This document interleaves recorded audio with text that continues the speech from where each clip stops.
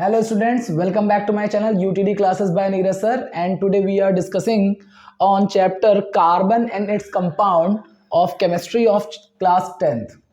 तो बेसिकली आज हम लोगों ने साइंस में जो चैप्टर लिया है वो चैप्टर नंबर 4 है, जो कि बहुत ही मोस्ट इंपॉर्टेंट चैप्टर है आपका क्लास 10th में। बोर्ड में इससे क्वेश्चन बहुत सारे पूछे जाते हैं, इसलिए बहुत ही ध्यान से इस चैप्टर को पढ़िएगा। वीडियो अच्छी लगे अगर आगे चल करके तो प्लीज़ इसे लाइक करिएगा, शेयर करिएगा, कमेंट करिएगा प्लीज़। तो देखिए ये जो चैप्टर है जिसका नाम है कार्बन कंपाउंड, ये पूरा का पूरा इसे कहते हैं ऑर्गेनिक केमिस्ट्री। ऑर्गेनिक केमिस्ट्री, तो जो ऑर्गेनिक केमिस्ट्री होती है it is deals with the carbon compounds. इसका नाम ऑर्गेनिक केमिस्ट्री इसलिए है क्योंकि इस पूरे चैप्टर के अंदर कार्बन कंपाउंड्स का नाम होगा।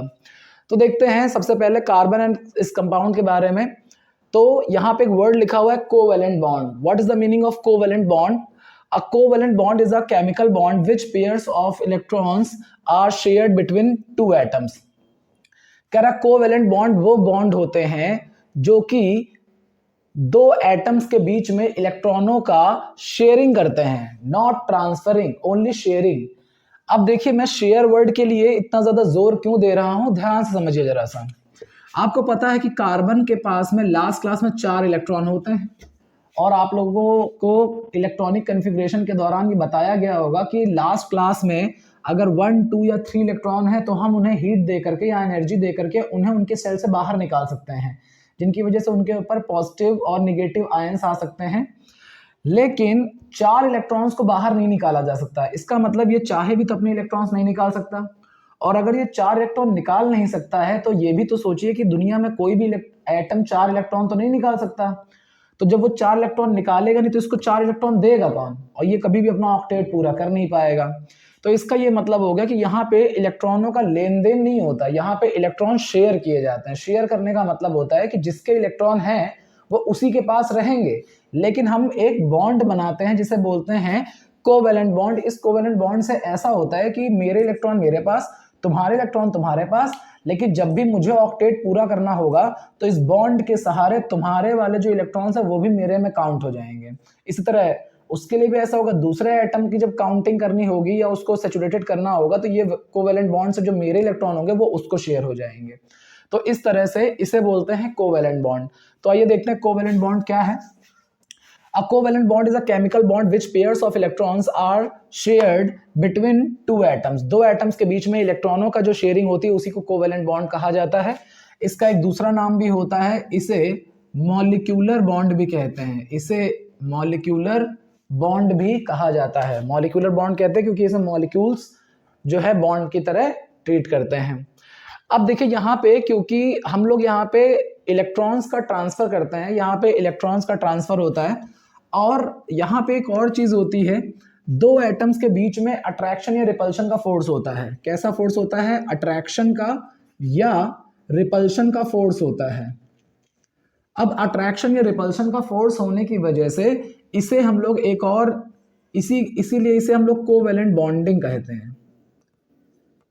कोवेलेंट बॉन्ड ये एक बॉन्ड होता है जो कि इलेक्ट्रॉन को शेयर करता है, और इलेक्ट्रॉन की शेयरिंग से उनके ऊपर अट्रैक्शन या रिपल्शन का फोर्स आने लगता है, जिसे हम लोग कोवेलेंट बॉन्डिंग कहते हैं। तो ये हमारा कोवेलेंट बॉन्ड है। कोवेलेंट बॉन्ड बनाने वाले जो एलिमेंट्स हैं वो आपके पास कार्बन मेन है। इसके बाद कोवेलेंट बॉन्ड बनाने की कैपेसिटी जो है वो सिलिकॉन के पास भी होती है। आगे हम लोग इसके बारे में पढ़ेंगे। जो हमारा दूसरा टॉपिक है which is versatile nature of carbon. Carbon के कुछ वर्सटाइल नेचर्स होते हैं जिनके बारे में हमें जानना है, जिसका सबसे पहला जो नेचर है वो है catenation. What is the meaning of catenation? When a carbon atom making a covalent bond with the another carbon atom is known as a catenation. This is known as a catenation. जब carbon के साथ में ही covalent bond बनाता है तो इसे हम लोग कहते हैं catenation.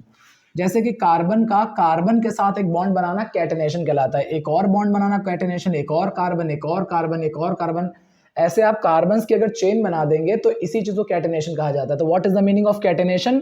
The bonding with the carbon atom to carbon atom is known as a catenation. तो कैटेनेशन होता है। अब ये कैटेनेशन 3 टाइप से है भैया। पहला है आपके पास में लॉन्ग चेन मतलब जिसमें कार्बन जो है वो सीधी चेन में चलेंगे। दूसरा होता है ब्रांच चेन का मतलब होता है इसमें कार्बन जो है वो ब्रांच की तरह अलग अलग ब्रांच में बढ़ जाएंगे, that is why it is known as a branch chain. और जो थर्ड होता है उसे बोलते हैं रिंग चेन।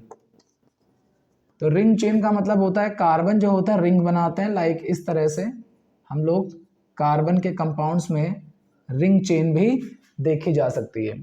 तो this is the called as the catenation and the versatile nature of a carbon. तो कार्बन के पास एक वर्सटाइल नेचर होता है, कार्बन अपने ही एटम के साथ में कोवेलेंट बॉन्ड बनाता है जिसे कैटेनेशन कहा जाता है। ये कैटेनेशन तीन टाइप से हो सकता है, स्ट्रेट लॉन्ग चेन में जैसे इस तरह से दिखाई जा रही है, ब्रांच चेन में इस तरह से जैसे दिखाया जा रहा है, और रिंग चेन में जैसे कि यहाँ पे आपको दिखाया जा रहा है।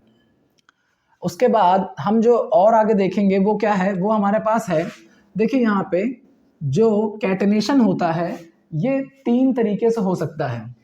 पहला तरीका होता है single bond catenation. Single bond catenation, single bond का मतलब होता है कार्बन कार्बन के साथ सिंगल बॉन्ड्स के साथ कैटेनेशन कर रहा होता है। जो दूसरा होता है उसे बोलते हैं double bond. Double bond catenation में कार्बन कार्बन के साथ डबल बॉन्ड के साथ में कैटेनेशन करता है। जो थर्ड होता है वो होता है triple bond. Triple bond catenation में कार्बन कार्बन के साथ तीन इलेक्ट्रॉन कोवेलेंट बॉन्ड के साथ में क्या करता है, बॉन्डिंग करता है। तो यहां पे देखिए सबसे पहला जो आपका सिंगल बॉन्ड है इसे बोलते हैं सैचुरेटेड हाइड्रोकार्बन। सैचुरेटेड हाइड्रोकार्बन या सैचुरेटेड बॉन्डिंग भी कह सकते हैं आप इसे। और बाकी की जो दोनों होती हैं ये दोनों, इन्हें बोलते हैं अनसैचुरेटेड। हाइड्रोकार्बन्स क्या होते हैं अभी मैं बताऊंगा, अभी आप सैचुरेटेड अनसैचुरेटेड समझिए क्या होता है। देखिए सैचुरेटेड हाइड्रोकार्बन्स कार्बन कार्बन के बीच में सिंगल बॉन्ड वाले कंपाउंड्स कहा जाता है। देखिए ये जो सैचुरेटेड होते हैं, सैचुरेट का मतलब होता है बिल्कुल एकदम फिक्स, अब ये किसी और के साथ में रिएक्शन नहीं करेंगे। लेकिन जो अनसैचुरेटेड होते हैं वो किसी और के साथ रिएक्शन करने के लिए एप्लीकेबल रहते हैं। ऐसा क्यों है, ध्यान से समझिए। देखिए कार्बन के पास इस समय एक बॉन्ड है जिससे ये दूसरे कार्बन के साथ कनेक्टेड है, सिंगल बॉन्ड है यहाँ पे, सिर्फ कोई और बॉन्ड नहीं है। तो ये इस कार्बन को हटा करके किसी और एलिमेंट को, किसी और मोनोवैलेंट एलिमेंट को रिएक्शन में नहीं लाएगा। इसका मतलब है जो बॉन्ड पहले किसी और के साथ बॉन्डिंग कर चुका है वो बॉन्ड अब किसी के साथ शेयरिंग नहीं करेगा। बट यहाँ पे डबल और ट्रिपल बॉन्ड होता है। डबल बॉन्ड होने की वजह से होता क्या है, इसका एक बॉन्ड जो है वो किसी और एलिमेंट से भी रिएक्शन कर सकता है। इसके जो बचे हुए दो, क्योंकि भाई कार्बन से कार्बन की बॉन्डिंग करने के लिए सिंगल बॉन्ड सफिशिएंट है, लेकिन अगर एक्स्ट्रा बॉन्ड है तो वो किसी और एलिमेंट के साथ भी रिएक्शन कर सकते हैं। दैट इज व्हाई ये अनसैचुरेटेड हो जाते हैं। तो अब आपको शायद कैटेनेशन में वर्सटाइल नेचर का जो पहला टॉपिक है कैटेनेशन, वो समझ में आ गया होगा। कार्बन का कार्बन के साथ चेन बनाना कैटेनेशन कहलाता है। ये तीन टाइप से बन सकता है, लॉन्ग चेन, ब्रांच चेन और रिंग चेन। जब भी ये कोवेलेंट बॉन्डिंग करते हैं तो ये दो तीन टाइप से बॉन्डिंग करते हैं, सिंगल बॉन्ड के साथ, डबल बॉन्ड के साथ और ट्रिपल बॉन्ड के साथ। जब सिंगल बॉन्ड के साथ कैटेनेशन करते हैं तो वो भैया सैचुरेटेड कैटेनेशन होता है, और जो बाकी के डबल बॉन्ड या ट्रिपल बॉन्ड होते हैं अनसैचुरेटेड होता है। सिंगल बॉन्ड सैचुरेटेड इसलिए होता है क्योंकि सिंगल बॉन्ड होने की वजह से ये किसी और के साथ में रिएक्शन नहीं कर पाता, लेकिन डबल या ट्रिपल बॉन्ड होने पर ये अभी भी एप्लीकेबल रहते हैं कि कार्बन के साथ रिएक्शन करने के साथ साथ ये किसी और के साथ भी अपना बॉन्ड शेयर कर सकें। तो this is the first nature of a carbon. The second nature is a tetravalency. This is the second property of versatile nature of carbon. Carbon की जो वर्सटैलिटी है उसको बताने के लिए दूसरी उसकी property which is tetravalency. What is the meaning of tetravalency? We know that carbon का एटॉमिक नंबर 6 होता है, जिसे अगर हम लोग KLMN में भरना चाहें, यानी कि इलेक्ट्रॉनिक कन्फिग्रेशन करना चाहें, तो K में 2 और L में 4 इलेक्ट्रॉन होते हैं। 4 इलेक्ट्रॉन जो होते हैं वो तो ना तो निकाले जा सकते हैं, ना ही किसी और से 4 इलेक्ट्रॉन लिए जा सकते हैं। तो कार्बन की जो लास्ट क्लास उसमें 4 इलेक्ट्रॉन्स होंगे, तो यही 4 इलेक्ट्रॉन्स जो होते हैं कार्बन को टेट्रावैलेंट बनाते हैं। यानी कि कार्बन अपने साथ 4 कोवेलेंट बॉन्ड, 4 इलेक्ट्रॉनों की शेयरिंग कर सकता है। इसी नेचर को टेट्रावैलेंसी कहा जाता है। ये यहाँ पे 4 कार्बन के साथ रिएक्शन कर सकता है, चाहे तो भाई 4 हाइड्रोजन के साथ रिएक्शन कर सकता है, ठीक है, 4 क्लोरीन के साथ रिएक्शन कर सकता है। तो इस तरह से कार्बन अपने 4 इलेक्ट्रॉन्स की शेयरिंग कर सकता है अदर एलिमेंट्स के साथ, अदर मोनो एलिमेंट्स के साथ। मोनो एलिमेंट्स का मतलब होता है जिनके पास सिंगल इलेक्ट्रॉन हो। तो इसी नेचर को बोलते हैं टेट्रावैलेंसी। टेट्रावैलेंसी करने वाला कार्बन अकेला नहीं है, एक और एलिमेंट है जो टेट्रावैलेंसी करता है। और हाँ, टेट्रावैलेंसी करने से कार्बन जैसे ही कोवेलेंट बॉन्ड बनाता है वो स्टेबल हो जाता है। वो क्या हो जाता है? स्टेबल हो जाता है, ना तो फिर वो इलेक्ट्रॉन को लेगा ना ही इलेक्ट्रॉन को देगा। दूसरा एलिमेंट है वो है सिलिकॉन।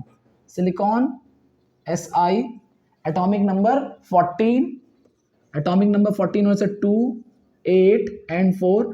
यहाँ भी देखिए लास्ट क्लास में 4 इलेक्ट्रॉन हो गए। अगर 4 इलेक्ट्रॉन हो गए तो सिलिकॉन भी ना तो किसी को इलेक्ट्रॉन दे सकता है ना ही किसी से इलेक्ट्रॉन ले सकता है, तो ये भी यहाँ क्या करता है? शेयरिंग करता है। तो सिलिकॉन भी शेयरिंग करता है, बट इसमें और इसमें डिफरेंसेस क्या होते हैं? ये रिएक्टिव नहीं होते हैं, लेकिन ये बहुत ही हाई रिएक्टिव होते हैं, बहुत ज़्यादा रिएक्टिव होते हैं। इसीलिए सिलिकॉन जो होता है वो बहुत ही रिएक्टिव माना जाता है, इसलिए आपको अपनी बुकों में बहुत ही कम इसको देखने को मिलेगा। ऑर्गेनिक केमिस्ट्री में जनरली सब कुछ कार्बन के ऊपर ही डिपेंडेड है।